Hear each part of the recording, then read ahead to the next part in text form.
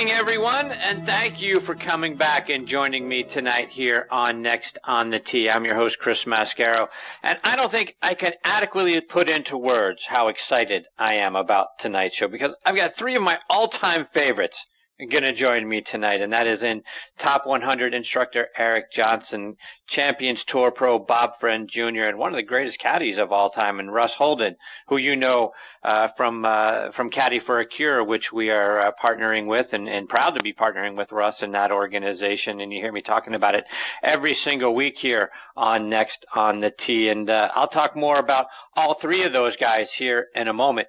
And folks, as you know, we've over the last few weeks, right, we've been counting it down to the Masters. A week from today, my son and I are going to be walking those grounds for the Monday practice round, and which is one of my favorite days of the year. The forecast looking way better than it was a week ago. So the Monday forecast over in Augusta right now looks really perfect. Partly cloudy, high of 81. Last year, we got rained out, and unfortunately, moments before we were supposed to have a conversation with Gary Player under the oak tree there behind the clubhouse. So please, God, no rain this year. And we're also praying for no rain, for Wednesday, because our good friends Matthew and Mitchell Lawrence are going to be over there for the par 3 contest on Wednesday. Matthew has never been to Augusta National, so we don't want it to rain on his day either, or really any day next week, right? Because, for everybody who gets the opportunity to be there and on those grounds, it's probably the most special day of the year for them too. So, prayers up, right? No, don't let it rain, God, next week at all. We don't want it to get canceled for anybody. All right, folks, before we get started tonight, and the aforementioned Matthew and Mitchell Lawrence, be sure to check out Matthew's show, Backspin Golf, which airs Sunday mornings from 8 to 9 a.m. Eastern Time. It's my regular Sunday, 8:03 a.m. tee time. It's broadcast on ESPN Radio, AM 1300 WLXG up in Lexington, Kentucky. You can stream it live by going online to WLXG.com or by downloading the WLXG app. His 4-minute older brother, Mitchell, also has a great golf show that marries golf and travel. It's called Talking Golf Getaways, which you can find on golfnewsnet.com or over on Audio Boom. He and his partner, Darren Bunch, travel all over the world and let you know great places to play, stay, and where to eat while you're there as well. It's a fantastic show. Again, it's called Talking Golf Getaways, and it's available on golfnewsnet.com and over on Audio Boom as well. Getting back to my guest tonight, and first up with me, like I say, is Top 100 instructor Eric Johnson. And for my money, you could lop off the 2 zeros and just say the top golf instructor is Eric Johnson. He's been a fantastic guest with me on the show over the years. The energy and enthusiasm he always brings is great. I'm going to get Eric's thoughts on the Masters. We'll look ahead to that. We'll talk about Tiger's comeback. Also want to get Eric's thoughts on the ball controversy, right? Should we have bifurcation? Is that a thing? Should we have 2 different golf balls? I'm sort of torn on that. It should be, you would think it's a game that should be the same rules for everybody, but then you watch over the weekend and you see, guys like Dustin Johnson drive it 480 yards, right? And you see guys regularly driving it out there where the par 5s are now driver pitching wedge. We saw that from Rory McIlroy at the Arnold Palmer Invitational. So you start to scratch your head and really start to think that's not the way the game was intended to be played. So maybe there is an argument for bifurcation. I'll see what Eric thinks when he comes on here. He'll be with me here in just a few minutes. Following him, I'm going to get a return visit from another great player out on the Champions Tour, and that's Bob Friend Jr. This is going to be Bob's 10th visit with me on the show. It's Eric's 11th, so maybe we're doing something right here on the show. We'll hear what events Bob has, on his calendar for this year. I'll also get his thoughts on whether the same thing, should we have 2 sets of golf balls? He's out there playing on tour, so he should be someone who should be able to weigh in on that, whether it's the right thing to do or not.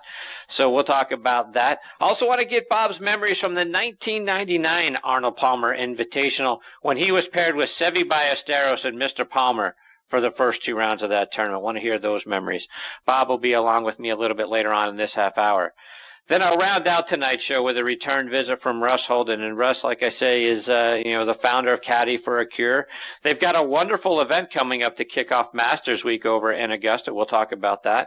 They also have an amazing list of players that you can bid on to be their caddy for Caddy for a Cure. 100% of the proceeds from whatever you bid goes to helping our wounded service veterans and to support Fanconi anemia. You hear me talking about that, like I say, every week here at the top of the show. You'll hear it again in just a few moments.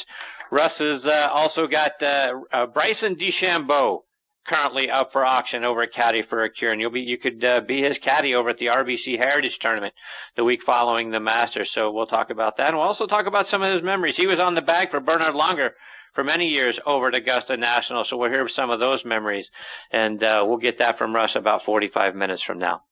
So, folks, more great stories coming your way tonight on this edition of Next on the Tee. Thank you so much for tuning in and taking the journey with me over the next hour.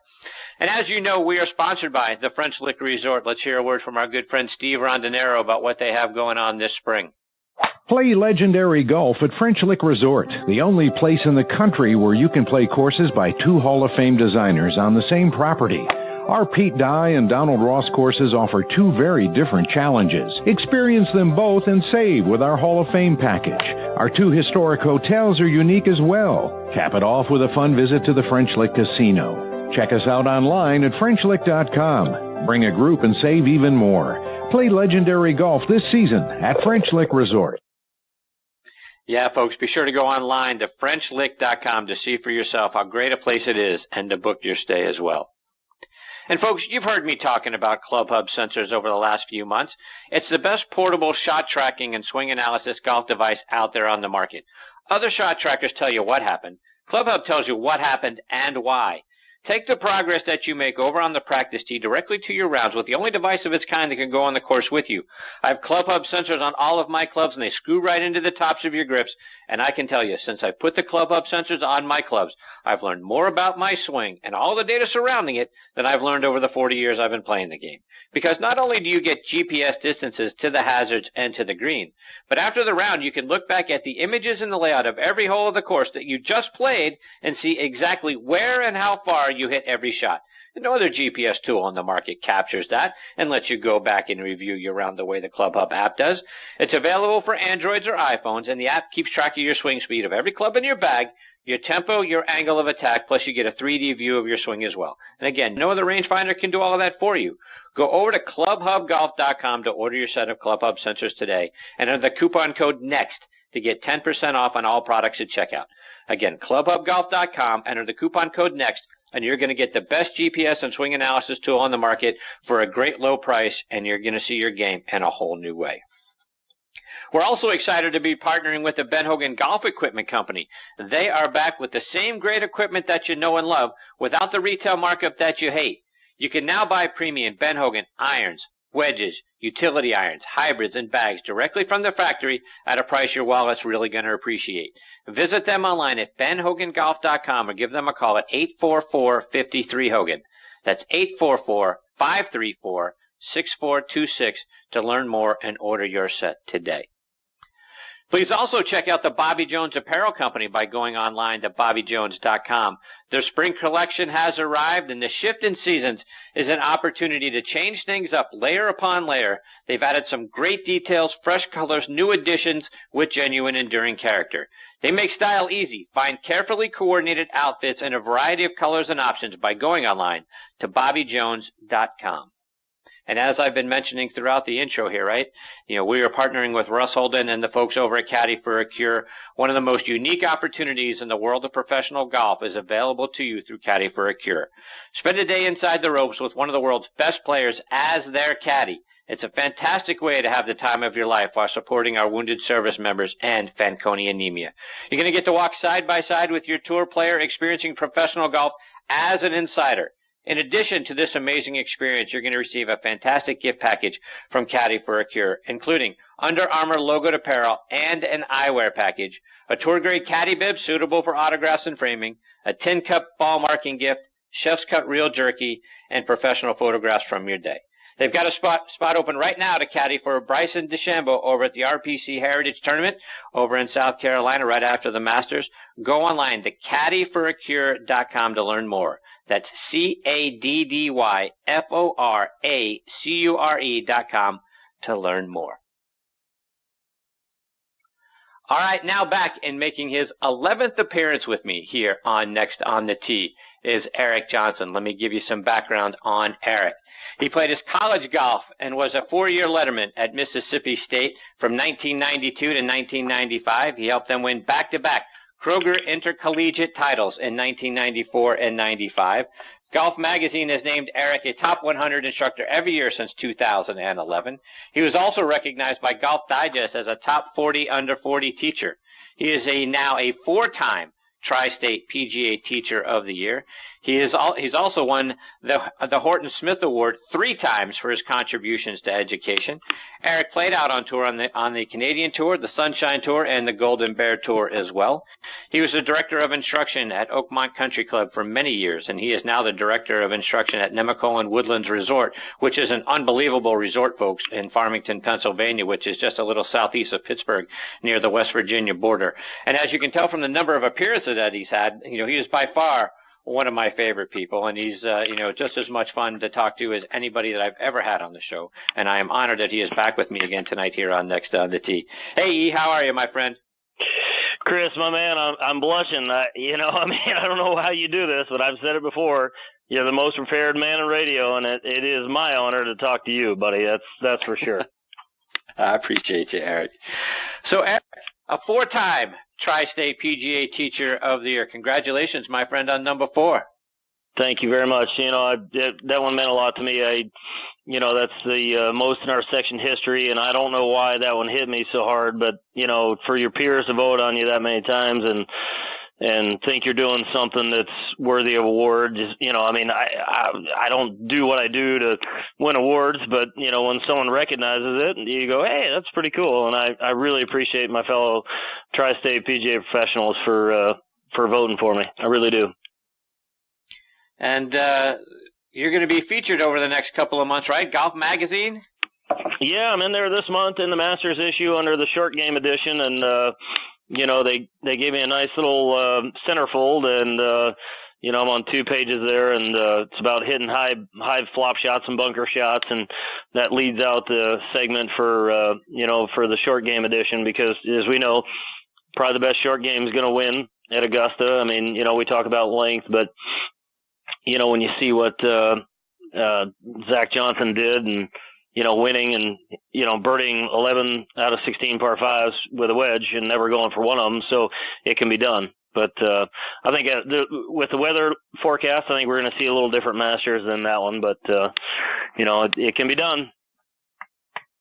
Yeah, and I want to get into that in a minute, but I don't want to lose the thought of length, right? Because I wanted to get your thoughts on the golf ball controversy. We're starting to regularly see guys out on tour driving at 350-plus yards. Bubba Watson hit an iron that carried 320 and rolled out to 374 in the WGC event this past weekend. Dustin Johnson hit a driver 489 on a hole. So your thoughts, Eric? Do we need bifurcation? Do we need a different golf ball for the tour players before we start making golf courses obsolete, or like Augusta National having to buy up more land in order to stay relevant on some of the holes? Well, I'm not sure you're going to like my answer, but yes, 100%. And, and I mean this with all due respect to Mr. Nicholas. I think he's wrong on this one. My college golf coach and my swing coach used to always say, rules were meant to be broken. And I believe that. We don't put lead weights on swimmers. We don't put lead weights in the shoes of runners.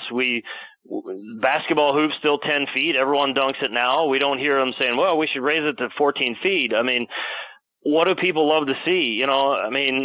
Think about it. We don't deaden out baseballs. What do people love to see they love to see the home run derby. They love to see people bomb it. They love to see people do things they can't do. And the amateurs, they're just not hit it far enough. So, listen, the USGA has taken the grooves away. They've taken that anchor putter away. Some guy, yips it, and he, has to stick the thing in his chest and yip it over there and still wants to play. God bless him. Let him do it. But don't keep hurting the amateurs. And now we're talking about rolling the golf ball back. The average amateur can't hit it 200 yards. You do whatever you want to the tour players. Now, the solution of that is higher rough and firm fast greens, just like an Open. But you know what? No tour player wants to see that. They don't like it. They don't enjoy it. That's why you'll never see it. And, I've worked at Oakmont for all those years, 17 in total, and I love the U.S. Open Championship, but it's probably my third that I like to watch. I mean, Masters number one, and, it's my number one of all times. It's just there's something about it. It's special. It's the same. You get the feel, the holes, the roars. I mean, everything about it is tremendous. The British Open it's just weather. It's creation. People are playing creative golf. And then the Open, it's probably my third, maybe the fourth at PGA. I'm sure my, PGA professionals don't like me saying that, but I think we've whiffed on a few, of the venues and the time of it, and it just seems a little lost. And that's my honest to God truth. People, whatever, we're allowed to have our opinions, and that's mine. And I just think that it's wrong to try to hurt the amateurs. And like I said, if you made the rough high and the greens firm and fast, like an Open, look at Oakmont. People are saying, well, they're going to kill Marion, they're going to do whatever. Who cares? Who cares? I mean, DJ shot 4 under at Oakmont, and I can't remember what it was at Marion, but it wasn't ridiculous. And yep, they hit some 3-woods, and Phil, I don't think, put a driver in, and who cares? They still didn't shoot 20 under. So again, firm and fast and high rough, but no tour player wants to do that, and they will fight like heck to do it. And you know what? Listen, I love watching these guys hit it far. I wish I could do that. I can't. And so don't affect my golf ball because they can. The PGA of America had a big poll out there. It was overwhelming. They didn't want to see a rollback of the ball.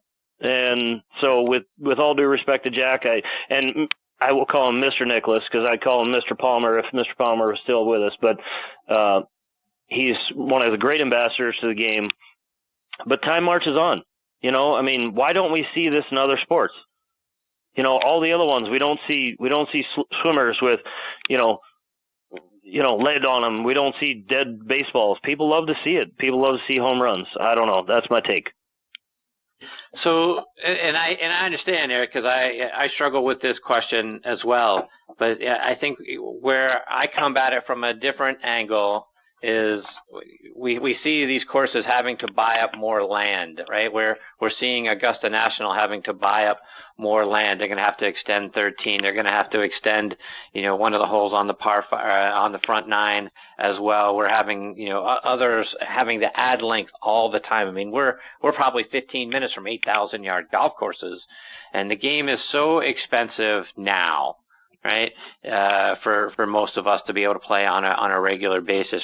How do we deal with that? How do we make it so? I mean, and maybe we have to get down to where the same tournaments are played in the same locations, and it's just those 30, 40 tournaments that they play a year that are impacted, and for those people that can be members there, they have to pay more dues. But how do we deal with the fact that we've got more land, which requires more maintenance and more water and all of that? That's sort of where I'm stuck. Well, I mean, it's a good point. First of all, Augusta, they can afford it, and they make a fortune, and so what? That's not a normal golf course. Okay. Listen, I don't care what you do to the tour guys. Do whatever you want, but what sells? What sells? People want to see. So what that Rory hit? They've played that as a par 4 at Bay Hill, and it's a par 4, and they moved it back to a par 5, and who cares? So what? He hit a pitching wedge in there.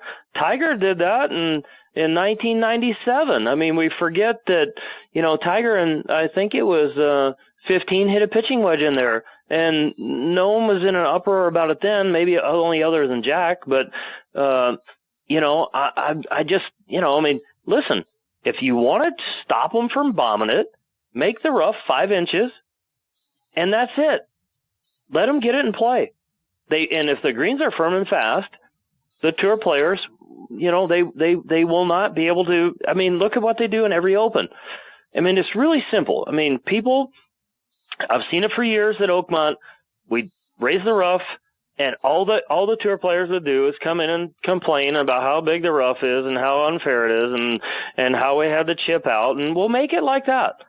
I mean, and so what if they hit some irons off tees? I mean, and again, do whatever you want to the tour players. They're the freaks. They're the people that can do stuff that we can't. So don't keep continuously hurting the amateurs. The USGA keeps saying, well, we got to protect the game. Protect it from who? It's been declining. I mean, come on, wake up. I want to see a driver for an amateur that goes 400 yards. I mean, wouldn't you want to hit something that goes 400 yards? Chris, let me ask you that. Wouldn't you want to do that? Yeah. I mean, they can do it. The tour players can, but we can't. And that would be like you saying to me, hey, which, God bless you for being a Steelers fan. But, let's say I said, okay, I want you to run down the sidelines like Antonio Brown. I want you to look up. I want you one-hand catch it. Some savage is going to hit you 20 miles an hour. You're going to go out of bounds. You can put both feet in, and they're going to hit you out, and you're going to stand up, run back, throw the thing to the official, and run back to the huddle. Well, we can't do that. I'd love to be able to do that, but he's a freak of nature. That's why he gets paid what he gets paid. And so don't keep hurting the amateurs is my point. I just think that we're, it's about the tour players, but there's only, 1,000 tour players? And how many millions? We have 25 million players, and you got less than probably 1,000 tour players out there, and we're worried about what they do. Well, if you're worried about the 1,000, then go ahead after them. But don't keep hurting the amateurs. That's my only point. You mentioned Tiger, Eric, and I wanted to get your thoughts. And we've been lamenting, Tiger's comebacks over the last several years when you and I have talked. And it looks like things are going really, really well right now. Do you think it's just a matter of time until he wins again? Look at his club head speeds, astronomical, right? 120 plus, right? Fastest on tour right now. Is it a matter of time until he wins, or is it a matter of time until we see the back and hips and knees start to break down again? Wow, super question. I mean, I've said this all along. I mean, this looks like a different comeback. All the other ones looked like sponsor relations comeback. They didn't look like he was truly committed. I mean, his short game, I truly 100% believe he had some yips in there. He had some mechanical stuff going on that he was not comfortable with. He wasn't comfortable with his schedule. He wasn't comfortable with, he'd play a round or two, then he'd back out. And I mean, it did not look like a comeback. And this one has a completely different feel. I mean, I loved his comment the other day, and this is something I've said on your show for a long time. He needs to get to play back by feel, and he needs to stop being so technical. And he said something, I'm playing more by feel, and I can feel my hands. And I thought, oh, my God, well, here's a novel idea. Our only connection to the golf club. Now, think about this. Our only connection to the golf club, and he's telling me that's, our feet are to the ground and our hands are to the club, and he's telling me he can finally feel his hands again? Wow. I mean, that tells you everything. I think and I don't want to go into this too much, but if you look at his instruction, he went from Butch Harmon. Every picture you pull him up on the internet. Every picture you see him, they're laughing, they're having fun. There's no mechanics in there. He's pushing his hand, he's doing something, And then you go to Hank, and it looks a lot more serious, and things look a little more melancholy. I don't want to say that, but it didn't look like it was fun. And although he still had a great winning percentage, I will give Hank that. He still had a great winning percentage with Hank. Then we go to, Sean Foley, who's, Mr. I've been to the top of the mountain and back, and I know the answer to everything and talks like a philosopher, and we've got to make it really technical. And you go, well, wait a minute, well, that doesn't fit. And then you look at Tiger, and he wanted to stay more centered. And, in 97, when Tiger won the Masters, he moved a foot off the ball, and you're starting to see him do it now. And then the next smart guy comes in, and Chris Como, and it just seemed like it got so technical. I mean, if you ask Mr. Nicklaus, best player ever, and that's why I hate to disagree with him, but about the ball. But if you asked him, do you think technical stuff? I don't think he would ever think that. I mean, when you see Fred Couples, I know there's no technical thought going through his brain, and that's one of the most elegant things you'll ever see. So I think Tiger got in such a golf scientist, I got to listen to all these smart guys, that I think he forgot how to play the game. And he forgot how to say, hey, look over there and hit a little draw. How do you do that? Well, it's in your hands, period. That's your only connection to the golf club. And your hands and arm swing have to match what we're doing. And so, I mean, I'm delighted to hear him say that. Now, we saw him play a bunch of weeks in a row, and we saw hope, and everybody needs hope. The world needs hope, right? I mean, we all need hope, and we saw it, and the ratings were through the roof. Do I think he'll win at Augusta? I don't think so. I just think he's just a little bit, he just seems to make a bogey on the last couple holes and just not quite the same Tiger that we saw. And I think there's a lot of people playing really good golf right now. And you know what? We don't know. But this one is totally different from all those others. Those other ones were sponsor relations. This is a true comeback where the guy's like kind of ditching the golf scientist thing and the biomechanist, and he's saying, I'm going to start playing golf again. And that's what we're seeing. And it's fun to watch. The ratings prove it. Everyone loves to see it.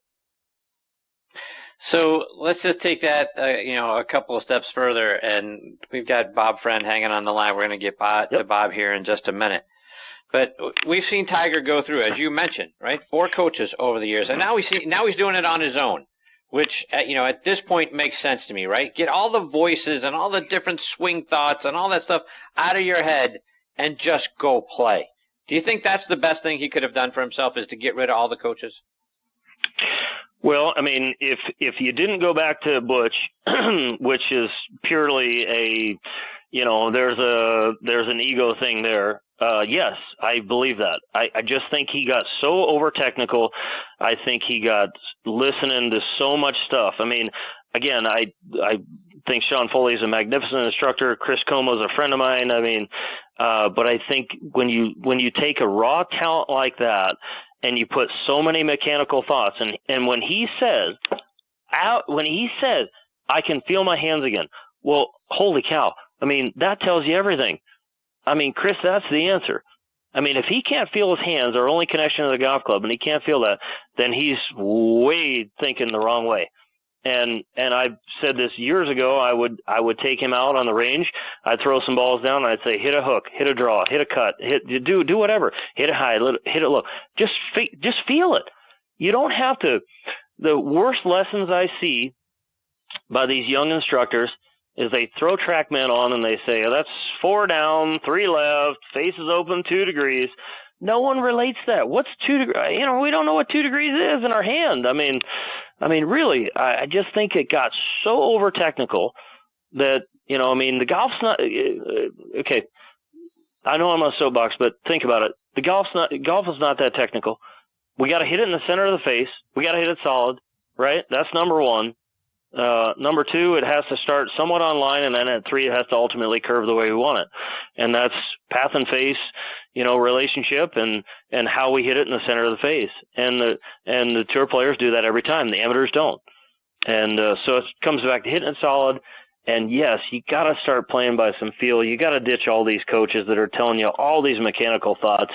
I mean, for Sean Foley to tell Tiger, who used to move a foot off the ball, we got to stay centered because our vision isn't going to be the same. Well, then how in the heck did he shoot 18 under par in 1997? Tell me that at Augusta. I mean, it just doesn't add up. So speaking of Augusta, Eric, we're a week away, right, from the Masters. If you could put a dream foursome together who would be in the final 2 groups, right, on Sunday, who do you want to see be in those last 2 groups? Well, I mean, if I run down the top players, I mean, Dustin Johnson, I don't know where, he got off to that great start and then he took some time off, so I don't know where he's going to be. Rory was hit or miss, His putting at Bay Hill was absolutely magnificent. I think it was 100 putts. I think Justin Rose is going to be there. Jordan Spieth, I think he's still a little jumpy. I think his putter isn't quite there. Jason Day's a little anomaly, too, for me right now. It's not sure where he's been. I mean, it's interesting. I think the final group is going to be Justin Rose. It's going to be Phil Mickelson. And I think it's going to be Justin Thomas or Jon Rahm. I think Jon Rahm, his temper gets a little the best of him every now and again. Justin Thomas looks like he's firing on all cylinders right now. Yeah, he didn't play great in the match play at the end, but he's right there. He could overtake number one in the world. Henrik Stenson, putter seems to be a little bulky every now and again. And Tiger, I think he's going to be up there. I think he's going to contend again. I just don't know that we're going to see him quite get across the line. But my last group is Rose, Mickelson, and Justin Thomas. That's what I think. One more, Eric, before we let you go. And speaking of Jordan Spieth, how does he conquer the 12th hole? How can he go about exercising those demons, get that mental, get his mental game sharp when he stands on that tee? I think he's such a strong player, and I think he's got a great mind. I don't think he'll have a problem with that. Although that one, scar tissue upstairs and is a huge thing, and that leads into Bobby Friend, and I've known Bobby for years, and I really think that Bobby's got the most out of his talent level that anyone ever has in the history of the PGA Tour, and that is a absolute compliment. That is not with disrespect. I think that, his mental perspective is, I'm going to borrow his phrase, but I think he's tougher than a nickel steak. I mean, he really is. He thought he was better, and I think that came from his dad, great, Pirate pitcher and world champion in 1960. And when you watch the great players play the game, there's a lot of 5-cent brains out there, and then there's the ones that are tougher than the nickel steak. And I think that you're talking about guys like Bob Friend, and I think Jordan Spieth would be similar to that. I just think that they erase the history. The people that are a little fragile, and maybe in my career that's maybe what I was. Maybe I was a little fragile. Someone moved, someone did something, whatever. I'm going to hit a bad shot because someone was moving around. The greats don't think that way. They're kind of bulletproof minds, and you don't become Jordan Spieth without being able to say, "Hey, I'm going to rinse that off my memory bank." And if you don't rinse it out of your memory bank, you're not going to have a long career, because we all make mistakes. We hit bad shots at inter opportunity times, and that's what I would say on that. I think Jordan's going to be fine. He'll probably roll around in bed at night, but I think at the end of the day, he's comfortable enough with who he is to do that. Although he does look awfully jumpy to me as a player. He just looks, if I were his coach, I'd kind of do some of what they've done with Tiger a little bit and just say, just go play.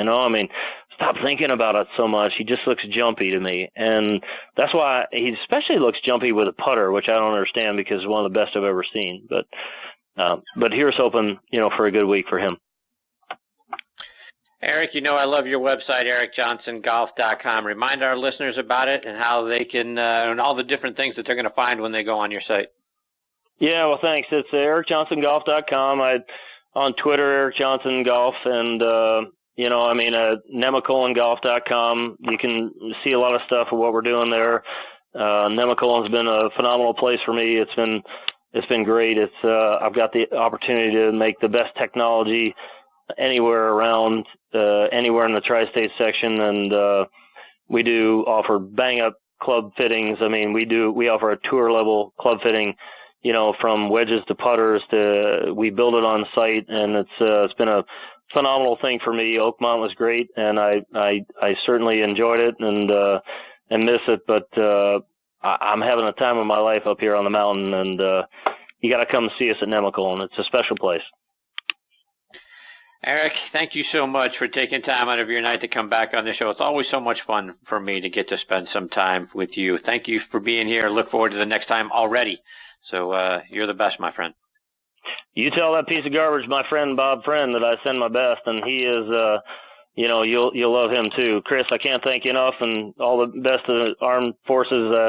They keep us safe, and they're the reason why we're able to sit here and talk about golf. And anyone that threatens the United States of America needs to meet their creator, and they'll meet it through one of our great men and women in armed forces. But thanks, Chris. I cannot thank you enough for letting me come on here and talk with you. I appreciate you. I look forward to catching up with you again real soon, my friend. In between now and then, all the best to you and your family. Thanks, buddy. See you. All right, see you. That's Eric Johnson again, ericjohnsongolf.com. Great stuff on there. He's got a lot of great lessons. It's fantastic. I go on there all the time for my short game in particular. And as you heard, he's being featured in Golf Magazine this month and next, so go check it out. I've got my next guest, Bob Friend, hanging on the line. I want to get to Bob on the other side of this quick station break. Your favorite PGA and LPGA legends, pros and top instructors join us every week here on Next on the Tee. Be sure to check out our guest schedule and all our podcast episodes on our website at nextonthetee.net. Now, back to Chris and more of the show. And now back with me and making his 10th appearance on the French Lick Resort guest line is another one of my all-time favorite guests, and that's Bob Friend Jr. Let me remind you about Bob's background. He is from my hometown of Pittsburgh, Pennsylvania. Played his college golf at LSU, where he, David Toms, and the rest of their LSU teammates won the 1986 SEC championship. He had 11 career top 10 finishes while he was there at LSU. He won the Pennsylvania State Championship in back-to-back years in 1984 and 85, and he turned pro in 1987. He's played on the Nationwide, PGA, and Champions Tours since 1990. He had 5 top 10 finishes his rookie year on what's now the Web.com Tour, and including a second-place finish at the El Paso Open. Got his first win at the 1991 Fort Wayne Open. He had 5 top 10 finishes in 1994, 3 more in 97. In all, he's finished in the top 10 27 times. Baseball fans, like Eric mentioned, will remember his father, Bob Friend Sr., who pitched in the major leagues from 1951 to 1966, mostly with the Pittsburgh Pirates, and was a key member of their 1960 World Championship team that beat the Yankees on Bill Mazeroski's home run in the bottom of the ninth in Game 7. And I am thrilled that Bob is back with me again tonight here on Next on the Tee. Hey, Bob, how are you, my friend? Chris, I am doing great. Again, thank you so much for all those accolades and your great memory, and it's always great to speak with you. So, Bob, first of all, let's how's your father doing? He's hilarious. He's 87. I had lunch with him the other day. He's in great shape physically and mentally. He and my mother, who's 82, just celebrated their 60th wedding anniversary in September, and he's been driving her bananas for 60 years. God bless him.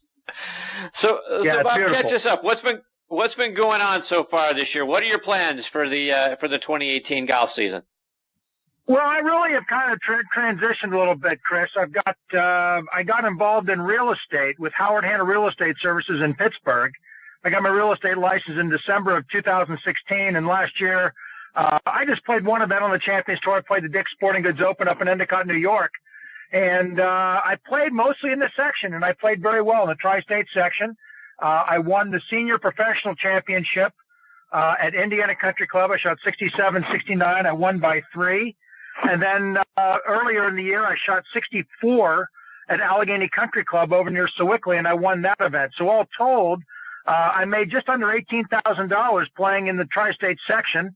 And right now, it's just as Eric has probably alluded, the weather's been awful here. We got 10 inches of snow last Wednesday, so nobody's really doing anything. Although the weather's been pretty good, there's still quite a bit of snow on the ground. I mean, you get 10 inches of snow and the temperature at night is 20 degrees. It doesn't melt. So right now, my first event is going to be a section event April 20th. I'm going to try to qualify for the U.S. Senior Open. I'm going to try to qualify for the U.S. Open. And just kind of take it from there. But for the most part, I'm going to basically work my rear end off in real estate. And I've had a very good year in that. I'm not the leading money winner, but up for 2018, I've already sold over $3 million worth of residential real estate. So just like everything else that I do in my golf career, my real estate career, I give everything 100%, work very hard at it. And as Ken Venturi always alluded, the harder you work, the luckier you get. So now that you've piqued some people's interest that may be up in that area, if they're looking to buy or sell, how can they reach you?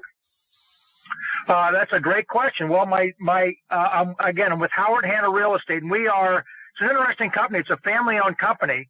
We only operate in 8 states, and we are the 3rd largest real estate company in the United States. So what they can do to find me is send an email to me, bobfriend@howardhanna.com. And right now we're just kind of getting into the spring selling market. Interest rates have gone up a little bit, but they've not gone up dramatically. And right now it would be characterized as a seller's market. So if anybody is looking to list a home, now is the time to do it because it is a seller's market and the inventory is very low. So, Bob, as you mentioned, right, and Eric and I were talking about this as well, to your point, it's been a long, cold winter up there in Pittsburgh. So for folks, and if you're going to be looking to, qualify April 20th, how do you go about knocking the rust off the swing, right? You've been probably dormant a lot. The folks up in that area have been dormant a lot because of the cold. Now that we're starting to, hopefully start to see some warmer temperatures, how do we get the rust off our swings? Well, the number one thing you got to remember is that I don't care if you're Tiger Woods or a bear in the woods. Basically, your golf swing is not going to change that much. It's very, very hard to change swing plane, to change club face angle, to change the width of your stance, all this sort of stuff. It's very, very difficult to make a dramatic change in your golf swing. So my advice to every single amateur is that if you have, let's say that you've got 2 hours a week to practice a game of golf. That excludes playing. If you have 2 hours a week to practice a game of golf and you want to get that handicap driven down as low as possible, of the 2 hours, spend an hour and 30 minutes on your short game. Work on your pitching, work on your bunker play, work on your chipping, and work on your putting. Because basically your golf swing is not going to change much from day to day, year to year, unless you're sitting there and you're doing a lot of video, you know exactly what you're doing, and you've got a very good game plan in order to do so. So what I'm going to do, Chris, is what I advise everybody else to do, which is spend the vast majority of your time on your short game. That's the thing that's going to get you to lower scores faster than anything else. Bob, I want to take you back to 1999. I saw you posted a picture of you at the 99 Arnold Palmer Invitational. In the first 2 rounds, you were paired with Seve Ballesteros and Mr. Palmer. What was it like, first of all, when you got word that you were going to get paired with them, and then being a part of the tournament, going out and playing those 2 rounds with those 2 guys? Well, the first thing was that I played my practice round on Tuesday with Paul Azinger. Paul and I were both working with John Redmond at the time, and I'll get into the kind of teaching, listen a little bit what Eric said regarding teaching and teachers and all these so-called gurus. So I played my Tuesday practice round with Zinger. We played early in the morning. Redmond came around. He watched us play all morning long. We got in. We went into the players' dining area, and they've got the tee times are out and on the tables. Zinger grabs one, and I'm looking. I can't find it. And he goes, "Holy shit." He says, "You've got the King and Seve." I said, "What?" He says, "Yeah." He says, "You're playing with Palmer and Ballesteros the first 2 days." So I played a practice round with Arnold in the 1994 U.S. Open at Oakmont on Monday, but I never obviously played with him in competition. And it was one of the great memories of a lifetime. I mean, you sit there and you take a look. I had an okay career. I mean, I played 5 years on the PGA Tour, 17 all told, and 9 on what's called the Web.com Tour. Didn't set the world on fire, but it's amazing the quality and the name players that I got the opportunity to play with during my career. And obviously to have the opportunity to play with Arnold Palmer at Bay Hill was extraordinary, but also to play with Seve because he wasn't playing golf much at the time and really was kind of like in the downturn of his career. And that's a guy that I never in my wildest dreams would have ever thought that I would have played with. And it was an absolute thrill. We played 36 holes together. They both missed the cut. I actually made the cut. I think I shot 289 for the week, and which was 1 over par. And I always struggled at Bay Hill, and it wasn't so much the length of the golf course, but it was I had a lot of difficulty reading those greens, and I just never made a lot of putts there. But it was a memorable experience. After each day, after Thursday and Friday, Mr. Palmer invited me into the locker room. We each shared a Rolling Rock beer after we were done playing, and the thing that I know that I took most from Arnold, aside from the fact, that the guy he was so gracious with his handshakes and his winks and his smiles and his autograph. But Arnold Palmer hit every single shot at every single hole location, no matter what the club and no matter where the hole was located. And after 36 holes, I asked him. We had our beer there in the afternoon on Friday, and I asked him about it, and just said, he just said, I don't know any other way to play. He said, I have always aimed at every single flagstick, no matter where it was. He said, I could never get myself to aim away from it. He said, I won a lot of golf tournaments playing that way. He said, but I lost a few majors playing that way. He said, in the end of the day, he said, it was a hell of a career, and he said, I wouldn't change a thing. And, one of the things that people forget about Arnold, because we talk so much about the man and the king and how he changed the game of golf, and he basically brought it to the masses. Arnold Palmer won 62 times on the PGA Tour, 62 times. I mean, think about how massive that number is. And a lot of people, when I go and I take a look at it, when I hear people talking about Arnold, I think his extraordinary career, his actual stats, kind of get lost in the fact that this is one of the greatest sportsmen of all time. The guy won what? He won 7 major championships and 62 PGA Tour events. It's an outstanding career. Bob, I want to take you a couple of years later. The third round of the 2003 Wichita Open, you shoot 63, your career low round out on tour, yes. And it helped you finish tied for 10th that week. Was that a day when everything just sort of fell into place? What do you remember about shooting 63 in that round?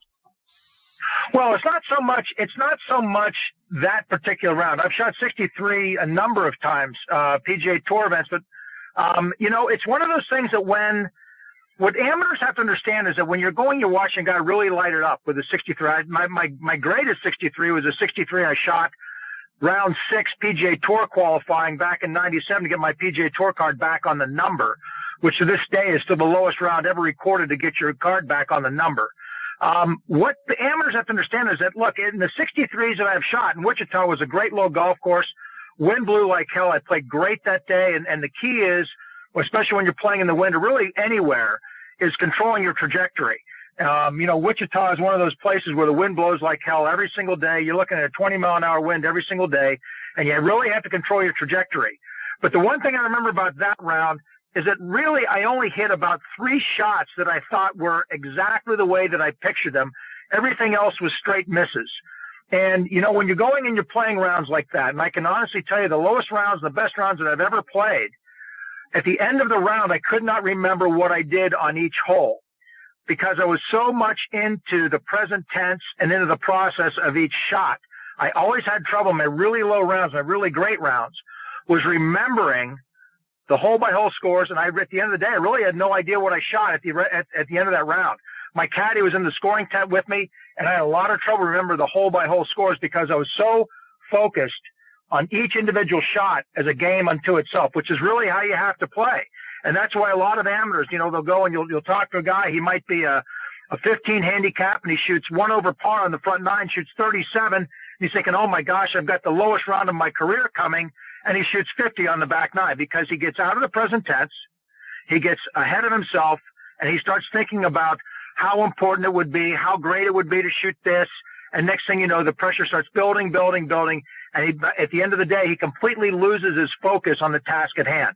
And so when you go and you take a look at the great players that shoot the 59s and the 60s and the 61s, they're doing a great job of staying in the present tense and not getting ahead of themselves. And really, it's about controlling your thoughts in between shots. A lot of people talk about Ben Hogan. Oh, he concentrated for 4 hours straight, and his mind was like a steel trap. Nobody has any idea what Ben Hogan thought about in between shots. I know for me and the vast majority of guys on tour, in between shots, we're talking to our caddies. We're looking at pretty girls in the gallery. We're talking about sports. We're talking about politics, the weather, the schedule, family, this, that, and the other. And then as soon as that staff bag is set down next to the golf ball, that's when you start drawing your focus in. And you only need your focus for 45 seconds at a time.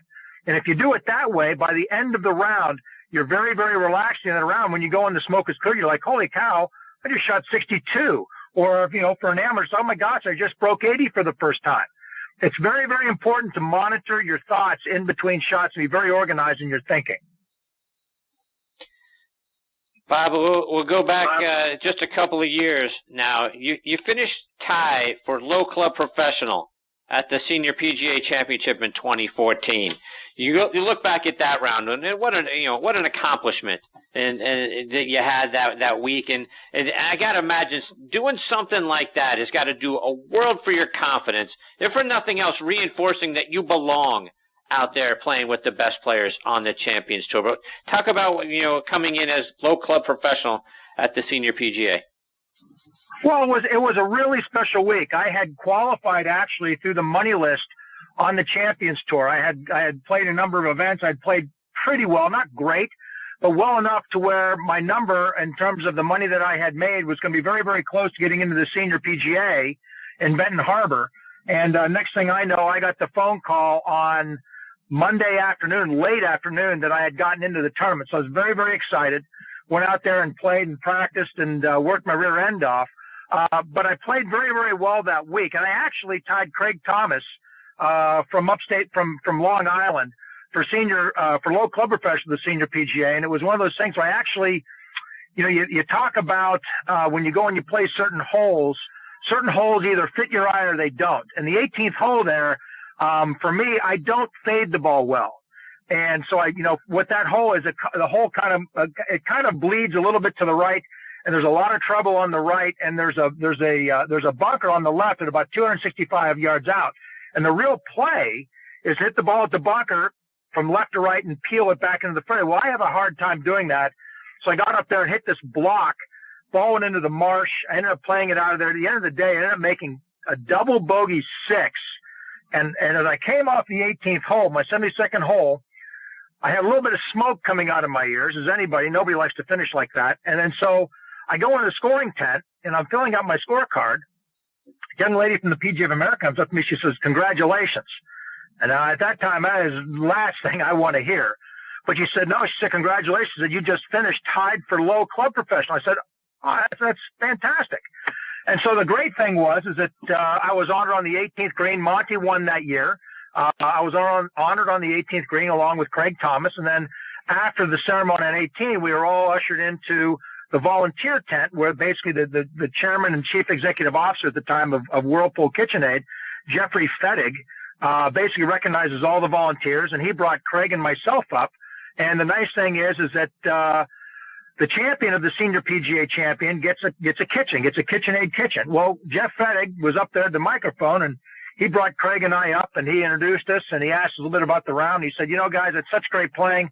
He said, "I'm going to award each of you a KitchenAid kitchen of your choice." So it was a magical week. The weather was fantastic. The golf course was a hell of a lot of fun.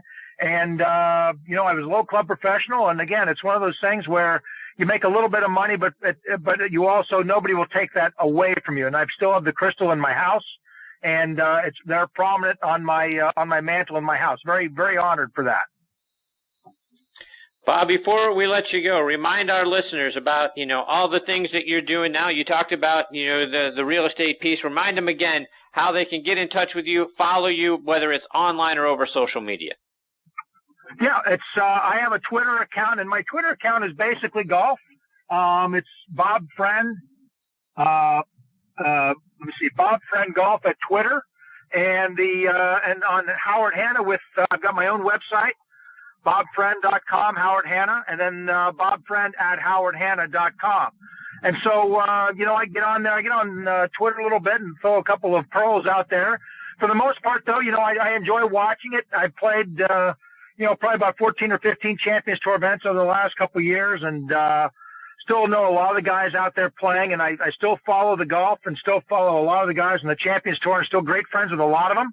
My buddy David Toms is having a very nice year thus far. He's going to win one pretty soon. It's nice to see Sam Burns, the old LSU Tiger, tearing him up out there, rookie year, PGA Tour, playing on conditional status out there, and also on the web.com tour. So I follow the game. I throw some pearls of wisdom out there, but still love the game. And, I just, my days right now are primarily playing in the section. I play well. I still work hard at my game. I do a little bit of teaching on a select basis. And, as always, just like Eric Johnson said, which I heard Eric's comments, and the comments are well taken. I would much rather be known as a guy that got a lot out of his talent than a guy that wasted his talent. You know, I pride myself on being mentally tough. I listened to what he talked about with Jordan Spieth. At the end of the day, Jordan Spieth is extraordinarily mentally hard. He won't even know what happened on number 12 several years ago, and he's going to be just fine. And you know, I love watching the game, love listening to you, Chris. And like Eric, I can't thank the men and women in our armed services all over the world protecting our freedoms and our liberties. And God bless to all of them, and God bless to you, Chris. I appreciate you, Bob. Take care, my friend. I hope we get the honor of having you back on the show again real soon. In between now and then, all the best to you and your family. God bless, Chris. And you get to Pittsburgh, brother, give me a shout. I appreciate you, Bob. I absolutely will do that. Take care. Be safe out there. Chris. See you, Bob. Brother. Bye-bye. That is Bob Friend Jr. Again, you check him out. You know, if you're up in the tri-state area, Pennsylvania area, West Virginia, that's you're looking to buy or sell a house. You're not going to find anybody better than Bob Friend. And to Eric's point, and as Bob mentioned a moment ago, a guy who is definitely tough as nails, and I love having Bob on the show. He's been absolutely fantastic. Look forward to catching up with him again real soon. All right, before I get to my next guest, Russ Holden, I want to give a shout-out to a few of our sponsors. And first, folks, you've heard me talking about Club Hub sensors over the last several months. It is the best portable shot tracking and swing analysis golf device out on the market. Other shot trackers tell you what happened. Club Hub's going to tell you what happened and why. Take the progress that you make on the practice tee directly to your rounds with the only device of its kind that can go on the course with you.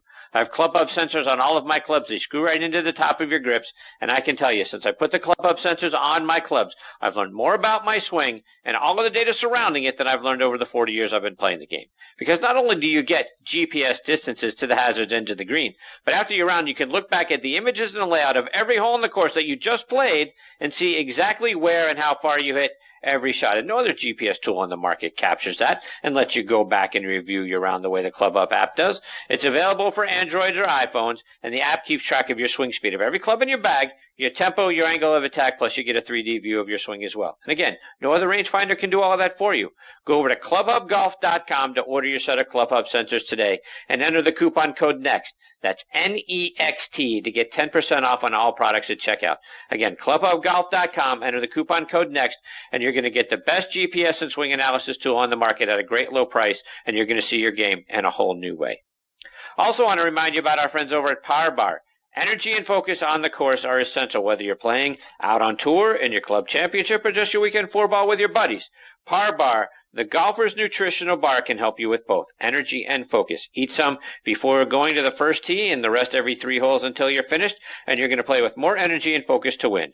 Power Bar was developed by a lifelong golfer and a food scientist to help all golfers play their best. Go online to powerbargolf.com and order yours today. And as you know, folks, this segment of the show is sponsored by the PGA Tour Superstore. This segment of the show is brought to you by the PGA Tour Superstore. See why golfers everywhere are proud to call PGA Tour Superstore their golf pro shop. Visit them online at pgasuperstore.com. Now, back to you, Chris. And now back in making his 5th appearance with me here on the French Lick Resort guest line is Russ Holden. Russ is the founder and CEO of a wonderful cause called Caddy for a Cure, which you hear me talking about every single week here at the top of the show. Russ is also a Class A PGA professional and was the head golf professional at Woodfield Country Club in Boca Raton, Florida. It was there that he met Bernard Langer and became his caddy intermittently from 1991 to 2006. Russ also served as caddy captain for the 2004 European Ryder Cup team. Going back to his college days, he played golf at Malone University and was an NAIA All-American back in 1980.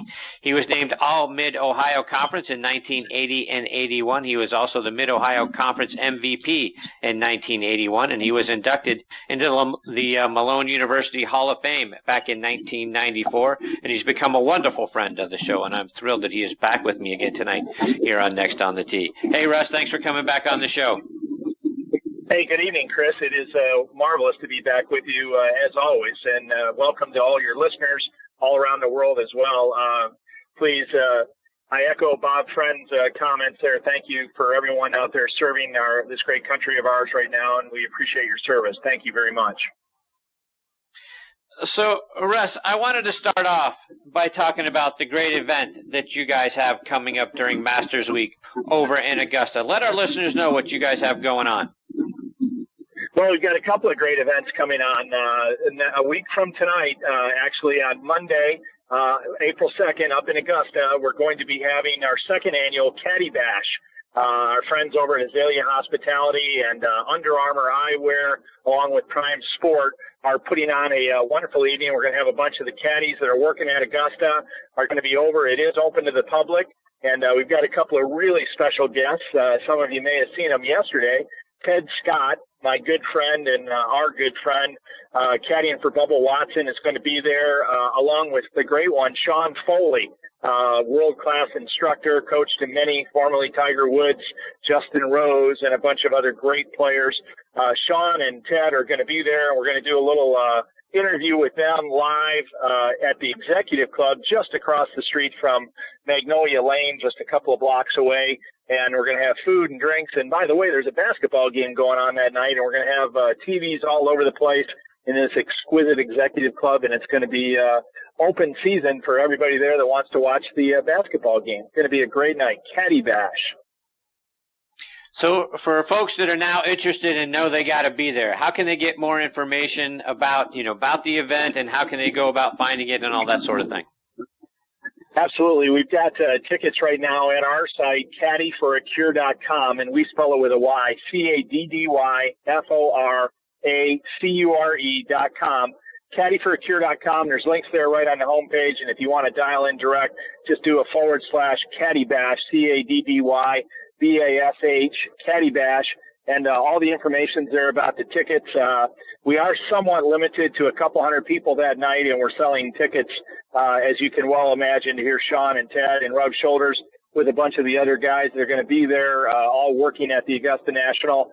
And you're going to get to find out all about Caddy for a Cure that night. We're going to have some live raffles going on. We've got some incredible prizes and gifts from Sean Foley and David Ledbetter and Aftershocks, Under Armour, just a ton of great stuff in a wonderful raffle. And grand prize is a 4 rounds of golf on both the Ross and the Dye course from I know your good friends and sponsors at French Lick. So there'll be a great prize up for grabs that night at Caddy Bash with our raffle that we'll have going on as well. Wow, that is fantastic. That's awesome that you guys are working with French Lick as well. Good for you guys, Russ. And Russ, up for auction right now is the opportunity to caddy for Bryson DeChambeau at the RBC Heritage event next month. And, plus an opportunity you got out there to caddy potentially for Jason Bond and Rory McIlroy. Talk about how folks that would love to get involved with Caddy for a Cure and be the caddy for one of those guys can do that. Chris, we like to call it one of the most unique opportunities in the world of professional sports, the opportunity to actually become part of the team for a day and go inside the ropes and work arm in arm, hand in hand with one of the world's best players. And we've been so fortunate to be able to have the approval and blessing of both the PGA Tour and LPGA Tours. And these marvelous players give us their day and give us their time during the Pro-Am round and allow amateur caddies, avid golfers, to be able to come inside the ropes and spend the whole day with them. And as you mentioned, we got Bryson DeChambeau, who is just on a streak right now, just playing fantastic, had a great week, almost took it all a few weeks ago at Bay Hill. Ultimate winner Rory McIlroy did take it at Bay Hill. He's available. He's going to be up in New Jersey, for the Northern Trust at Ridgewood Country Club, famous old course there in Paramus, New Jersey. And we'll have a bunch of other players coming up on that list as time goes on. We're still early in our season right now. We've already got Ricky Fowler coming up at Charlotte. We just had Adam Scott at Bay Hill. We had Billy Horschel at the Honda, and many, many, many more players. And if you don't hear one of your favorite players being mentioned right now on this interview or at any time, see them on our webpage, shoot us an email or give me a call directly, and I'll be more than happy to see what I can do about finding a venue that would work for the player and seeing if that player is available and willing to do Caddy for a Cure. Pretty much all the players on the PGA Tour have been very, very kind and very supportive in our 15 years of running these experiences. So anybody out there that wants to get on a bag and find out what it's like to be a professional tour caddy, come on out. We'd love to have you. And Russ, as a result of all of this, you guys have given away some amazing things to support our wounded veterans. Last year was a mortgage-free house. Let us know, what are you guys planning to do this year? Can you give us a peek under the tent? Well, we just had our Liberty Mutual Invitational just a couple of months ago here in South Florida, and we were so humbled and honored. We had a brilliant evening on Sunday night. We brought in Nashville recording artist J.T. Hodges, and he and his band came in, and we had a great party that night. We were honored to have the presence of Congressman Brian Mast from our Florida's 18th district, and we had the fourth best woman golfer in the world, the number one U.S. golfer, Lexi Thompson, also showed up that night. And Chris, it really comes down to the heart of what we're trying to do. The fruits of our labor that night were we were able to gift a wounded Green Beret from Dallas, Texas, Staff Sergeant Randy Nance. We were able to gift him a service dog that night. And, a service dog means so much to these men and women that have been injured severely, and to be able to have that companionship and to be able to have that animal with them. So he's got a service dog now for life.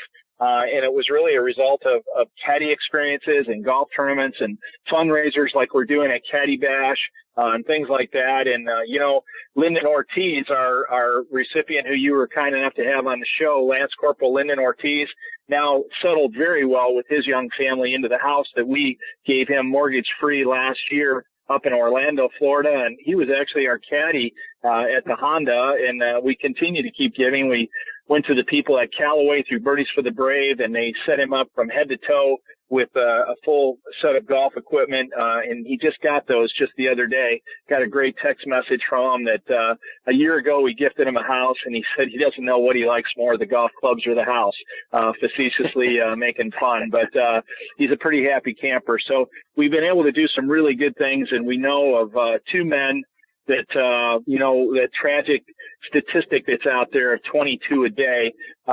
We know of two men that came, and because of their participation in Caddy for a Cure and their introduction into the game of golf, which is, we know as a golf professional, so therapeutic, we know of two men that changed their minds and are still here and now actively pursuing one life in golf and the other one a life in ministry, actually working down in the depths of Mexico. So we know what we're doing is special. We know it's important, and we're just honored to be able to hold that torch, if you will, to be able to offer up caddying and the introduction to the game at the highest levels to these young men and women who serve so brilliantly and bravely. God bless you, Russ. You guys are doing such fantastic work. Russ, I want to switch gears and get a couple more questions before we let you go. And like I mentioned in your intro, you've been on the bag for Bernhard Langer at the Masters over at Augusta National. Curious, what's it like being a caddy over there? It's hard. It's a hard walk. For those of you that have never had the great fortune of walking Augusta National, it's very hilly. TV doesn't do it justice. I don't know what the exact elevation drops, but I know there's 60, 70-foot drops from that 10th tee box all the way down into the valley down there into the 10th green. But it's a very difficult week. You remember that we have to fight all the same traffic that all the patrons do that week, and you want to get there early and do all your homework and get your tee sheets ready and walk the golf course, and it's just demanding. It just takes everything out of you being in a major. I remember in 2004 we went to the tee in the second to last group. Phil and Chris DeMarco were playing behind us, and Ernie and KJ were playing in front of us, and we got paired with Paul Casey. And Chris, it was one of the real striking moments in my golf life because I couldn't breathe. I walked from the putting green over to the first tee, just a couple of shots out of the lead on Sunday afternoon, every golfer's dream to be there at the Masters. And, I was just scared that I was going to drop the bag or I was going to do something wrong. And I literally had a hard time breathing. And I looked over at Bernhard, and to Bob Friend's previous point, Bernhard, I played literally hundreds, if not thousands, of rounds of golf with him. I just wondered, my goodness gracious, how is he going to hit this tee shot off this hole? Line, wall to wall, both sides of the fairway, all the way down to the green. Final round of the Masters. And I watched him go into his pre-shot routine, and it was the same identical pre-shot routine that I'd seen literally tens of thousands of times. And, with that, I looked at him and I said, you bugger you, that is the same pre-shot routine as though you and I were going to go out and play for $2. And he literally put it on autopilot, and he went out there and ripped that first tee shot right down the middle. And it was something that I really took away of how critically important it is to be able to develop a good pre-shot routine, and when the stakes are at its highest, to be able to go ahead and transition into that and just rely on something that you've done so many times and works for you. And we know that he's won there twice, right? And he was in the next to last group on Sunday back in 2015, so just a couple of years ago, right? So, Russ, I'm curious, whether you've talked to him or to some of the other players. What is it about those grounds that seems to conjure up the ghost of Masters past and lets guys like, Jack Nicklaus finished sixth when he was 58 in 1998. Here Bernhard Langer is, right around that same age, and he's right back in the mix in the next to last group just a couple of seasons ago.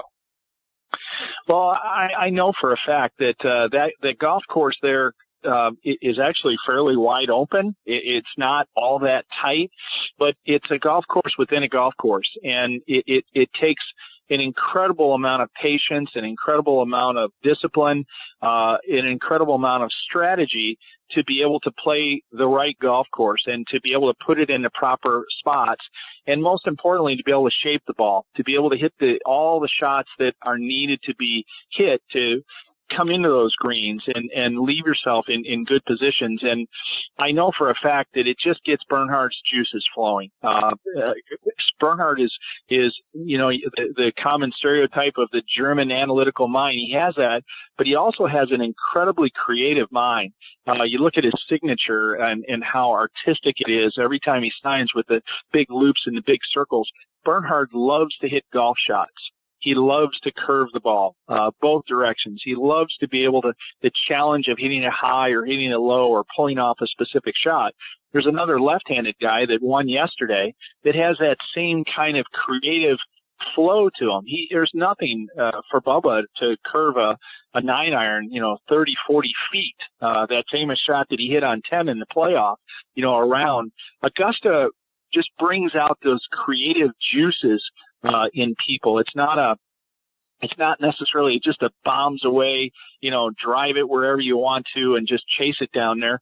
You have to be able to know how to play the golf course and be able to put it in the right spots. And there's just something about that place that just brings out Bernhard's absolute best. And if he putts it well, look out. I mean, I wouldn't even count him out at 60 years old to make a run at it. It wouldn't shock me at all because I know how well he loves the place.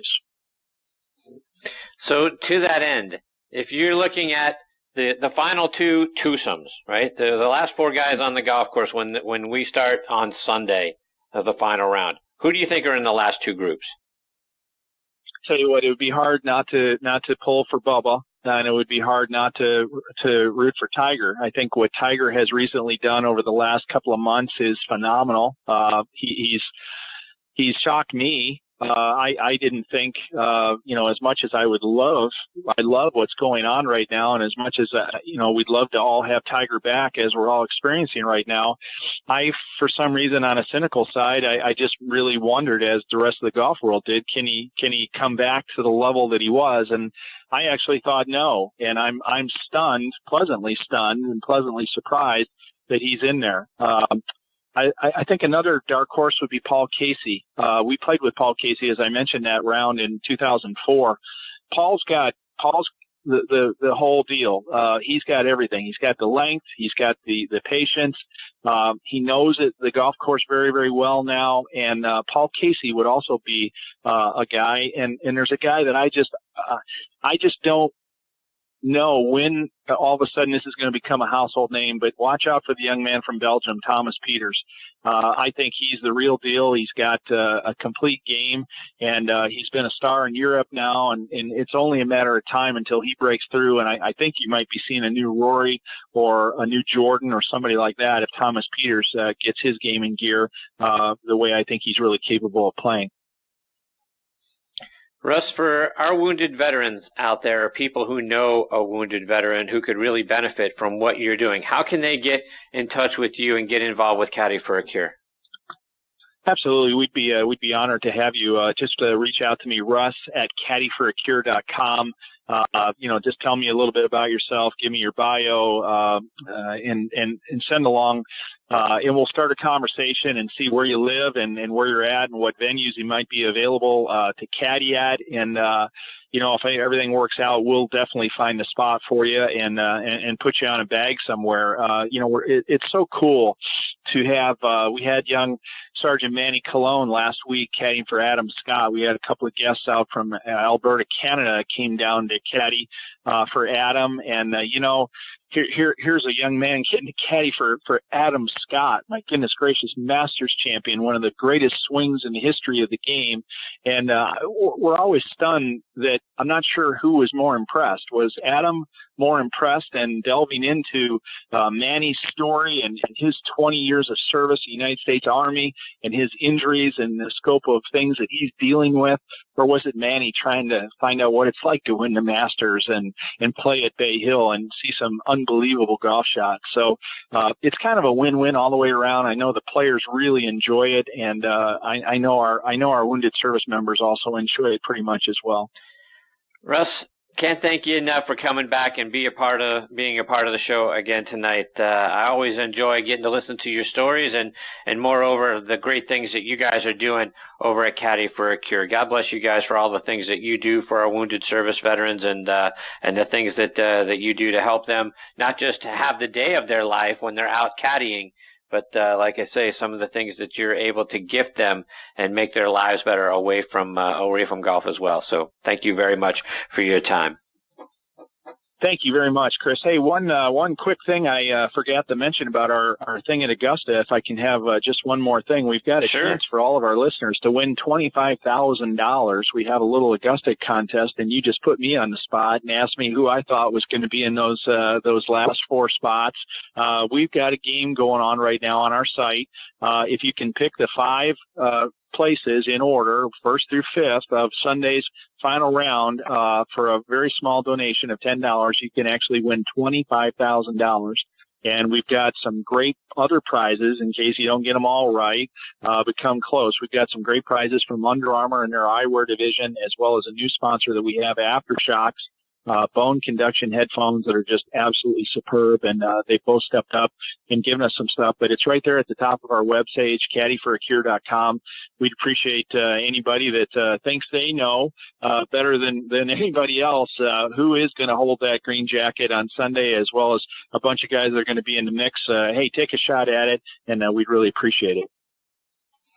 There you go. Fantastic stuff as always, Russ. Again, thank you for your time tonight. We are honored to be partnering with you and Caddy for a Cure. It's a wonderful organization doing great things. Thanks for your time coming back and sharing more of your stories with us. Like I say, already looking forward to the next time we get to have you back. Absolutely. Thanks for having us, Chris. God bless you. Thanks. All right. Take care, Russ. That's Russ Holden, and again, Caddy for a Cure, right? You hear us talking about it every single week here on the show, and it's CADDYFORACURE, so caddyforacure.com. Go on there, and again, Bryson DeChambeau is up for auction. Go bid to be his caddy, and then great contest, Hey, top five, you never know, right? Could win you $25,000. All right, folks, before we close up shop, like we always do, we want to hear a word from our good friend Jim Estes and about the great work that they're doing over at the Salute Military Golf Association. The Salute Military Golf Association was created to provide rehabilitative golf experiences to the brave men and women who have been wounded while serving our country. Hi, I'm Jim Estes, PGA Golf Pro and co-founder of the Salute Military Golf Association. With my adaptive golf program, we've successfully helped thousands of soldiers in their recovery, both mentally and physically. The SMGA has been providing family-inclusive golf experiences across the country since 2007. To date, the SMGA has equipped more than 1,000 warriors with properly fitted golf clubs and has extended its clinic series to more than 8 chapter and affiliate locations across the U.S. If you are a wounded veteran interested in participating, or if you'd like to learn more about the Salute Military Golf Association and find a chapter closest to you, visit our website at smga.org. We've seen firsthand how impactful golf can be in aiding one's recovery. The Salute Military Golf Association, empowering wounded veterans one fairway at a time. Visit smga.org. That's smga.org. Yes, indeed, folks. Jim and his team are doing amazing things there at the Salute Military Golf Association. To find information and to get involved, go online to smga.org. All right, my friends, it is time to put a bow on this episode of Next on the Tee. My sincere thanks to Eric Johnson, Bob Friend Jr., and Russ Holden for joining me tonight. I hope you all enjoyed the show. 3 of my very favorite guests tonight, so I had a great time. I hope you did too. Please give me your thoughts. Check out our page on Facebook, Next on the Tee with Chris Mascaro, and share your thoughts, your feedbacks, comments. If you've got a question for one of our future guests, or you've got one for someone who's already been on the show, please let me know. Give me a comment in there. Be glad to get those questions answered for you. You can see who some of our future guests are going to be by going online to our website, nextonthetee.net. Please also check out our sister show on the football side, Thursday Night Tailgate, with me and my co-host Bob Lazari and our announcer Joe LaGianusa. That show airs live every Thursday night from 8 to 10 p.m. Eastern Time. You can stream it live on Blog Talk Radio. That show, like this one, is also available as a free podcast over on Podbean and iHeartRadio, and we can't thank the great folks over at Podbean enough for featuring both shows. You can find Thursday Night Tailgate featured right there in their football fans section, and Next on the Tee right there on their mobile app. So great podcast over on Podbean across all genres, not just sports. If you love listening to podcasts, you got to download the Podbean app and check it out. They've got so many great podcasts. Like I say, for every genre that you can think of, you're going to find a show that you're going to want to stream over there on Podbean. And like I say, over on Thursday Night Tailgate, we are joined every week by 5 NFL legends sharing their stories about their playing days and giving us insights into what's going on around the NFL today. Plus, we highlight 2 players doing great things in their communities in our Spotlight on the Positive segment. You can find that show online at ThursdayNightTailgate.com. And again, this one, nextonthetee.net. Folks, thank you so much for choosing to listen to this show tonight. We really appreciate it. Until next week, hit 'em straight, my friends.